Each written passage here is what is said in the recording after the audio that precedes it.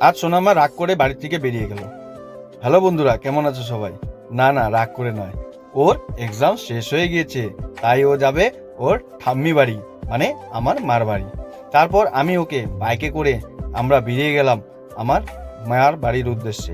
তো এই যে দেখতে পাচ্ছ বন্ধুরা, রাস্তাটি কত সুন্দর।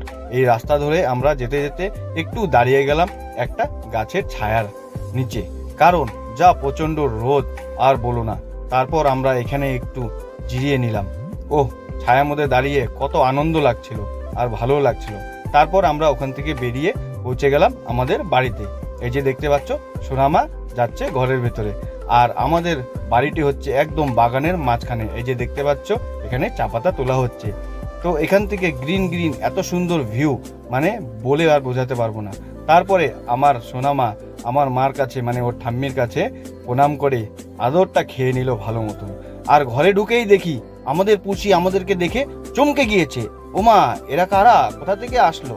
তারপর এই যে দেখতে পাচ্ছ, আমার ভাস্তা, আর এই যে আমার ভাস্তি, ঠিক আছে, আর আমার মেয়ে, তিনজনে মিলে খুবই আনন্দ করছে, কারণ অনেকদিন পর একসাথে হয়েছে যে।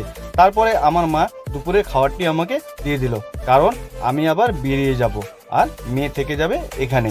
তো আমি ফটাফট আমার খাওয়া দাওয়া শেষ করে নিই। আর মেয়েরা তো এখানে পাশেই বসেছিল খেতে। এই যে দেখতে পাচ্ছ, ওরা আনন্দ করে খাচ্ছিল, আর আমার মা আমার ভাস্তাকে খাইয়ে দিচ্ছিল। এই যে দেখতে পাচ্ছ কত আদর যত্ন করে।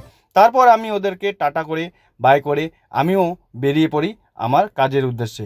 তো বন্ধুরা, ভিডিওটি ভালো লাগলে অবশ্যই লাইক, আর যারা চ্যানেলে নতুন আছো অবশ্যই সাবস্ক্রাইব করে দিবে। ওকে, বাই।